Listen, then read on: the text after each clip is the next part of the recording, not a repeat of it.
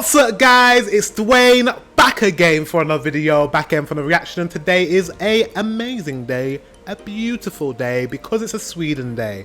Here's the thing about making friends in Sweden. Without further ado, let's get into this reaction. Let's go. Every week I meet with my friend from Valencia on a Google Meets video call, and we do what's called a language exchange. So we speak Swedish for a half an hour. She just moved to Sweden this year, and I'm trying to improve my Spanish, and it's really tough to learn a foreign language when you're not actually in a place that speaks that. That's wild. So he's from America, he speaks English, but he's doing a language exchange in Swedish with a Spanish person so that he can learn Spanish. That's very like, whoa, what?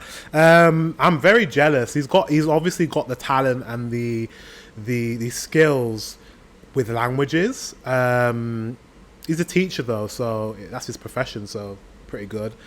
I think I've got that as well. I think I'm quite good at languages. It's just I've never applied myself to any. That's the only thing, is applying yourself with a language and really delving into it. Speaks that language, so we have this as a way for me to try to keep up with my Spanish, and we have Spanish conversation practice for a half an hour after that. But what's really interesting for me is to hear her experiences, because she moved, to Sweden from Spain. She's with a Swedish boyfriend who's now studying, and it's very, very interesting because my story was very, very similar. When I first moved to Sweden, was together with a Swedish girl who was studying in a smaller Swedish town outside of Stockholm.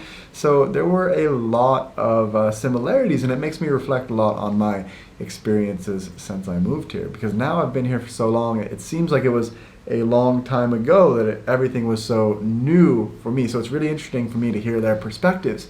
And one of the things that we talked about in our most recent conversation was how it can be a little bit tough to make friends in Sweden compared to our home countries. And it got me thinking, and I told her about some. Sounds about right with Spain and America. They're both two countries that are very open. They're a very open country, like they're very confident in speaking to strangers and being very kind of embracing and warm, in the sense of, like, with strangers, they don't mind being hands-on and touchy-feely and and all that. And I feel like Sweden, Swedish people are a bit more reserved, but still lovely and kind people, just very reserved and kind of a bit, we need time to get to know each other before we can get that friendly, and that's fine.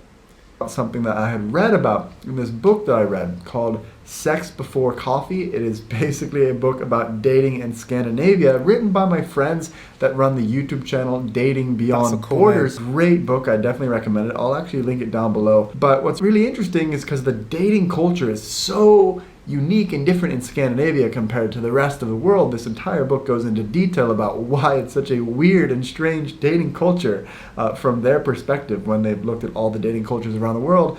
But one of the things that it talks about in this book is that Swedish people, they love to have their social circles, and they don't necessarily break out of those social circles as much as people do in other countries. So for example, they will have their high school friends that they went to high school with or grew up with. They will have their college friends that they enter into a college program with and do their things with their college friends. They'll have their work friends, their job friends. They'll have their people that they play a sport with or do some sort of recreational activity with. And they don't tend to mix and match their friend groups. So it's like, I have time for these friends, I have time for these friends, I have time for these friends, but they never invite people from their floorball. I'm laughing because I'm the same. I don't really like mixing friends. I'm a different way with different friends, depending on what settings. So my work colleagues are my work colleagues. I might go for a drink with my work colleagues, but then my work colleagues will never mix with my friends from, like, my high school friends or my university friends. Like, they just wouldn't mix. I wouldn't mix them because I'm a different way with different friends, or I have different interests with different friends. I get that. That makes sense to me. Floorball team to come hang out with their work friends. It just doesn't really happen. Whereas, like, what I noticed, because I spent 3 months in Spain last year, is that it is really different there. They just kind of mix and match, and everybody is inviting everybody everywhere. And if you have two friends that don't necessarily know each other, they'll just invite them both, and it's not a big deal.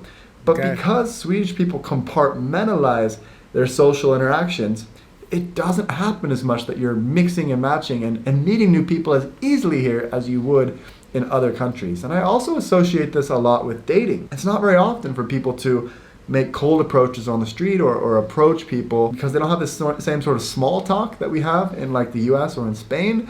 So when it comes to dating, it's like there's a time and a place for dating. So like people will really heavily rely on dating apps on their phones because that's sort of the appropriate place to be looking for a partner. Or if you're at... I feel like it's been that way for a long time though now. Like I think a lot of the interactions, which are maybe it's for, I don't know if maybe it's for the worst, but most of the interactions that people have when courting, as they say in the UK, which means like, you know, dating or trying to get to know someone, happens on the apps now.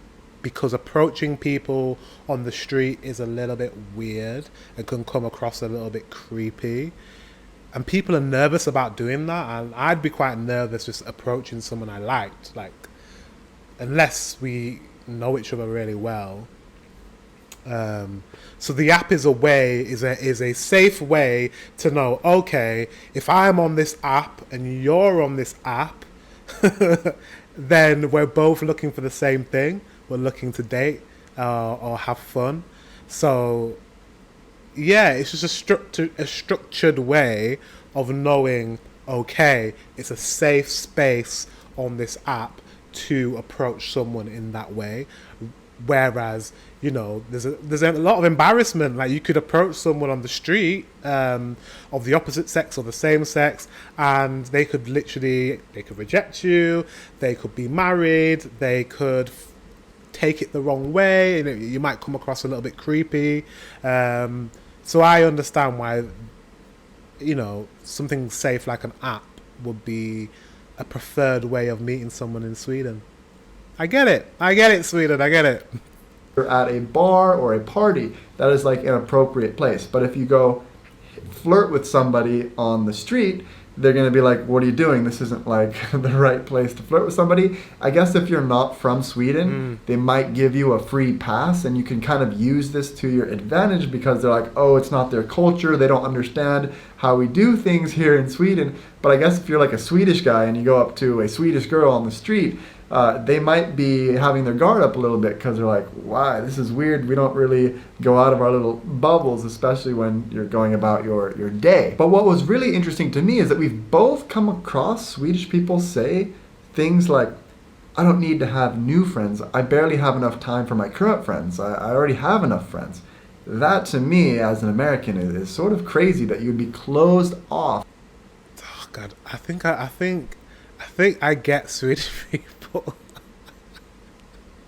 Because I've definitely said that before. I'm like, I don't really need any new friends. I'm like, yeah, no, I'm good. I'm all right. I've already got enough friends, and I'm quite bad at keeping in contact with the friends that I have.